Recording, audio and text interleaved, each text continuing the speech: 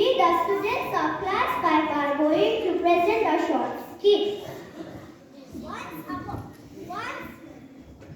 Once upon a time, the Lion King was busy appointing all animals and different posts. Elephant, you will be the Prime Minister. Yes, because the elephant can look after the welfare of all. Fox, you will be the advisor. Yes, because the fox can give good advices to all. Bird, you will be the messenger.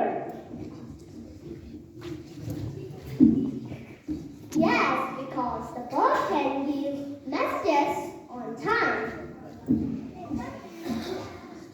Cheetah, you will be the army commander. Yes, because cheetah is the fastest runner.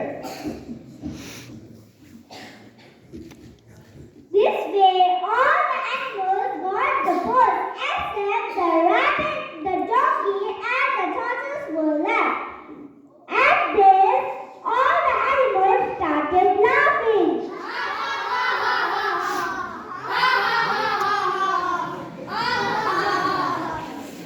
The rabbit gets scared easily. The donkey eats a foot. The tortoise takes hours to move and eat. They cannot get any post in the royal court.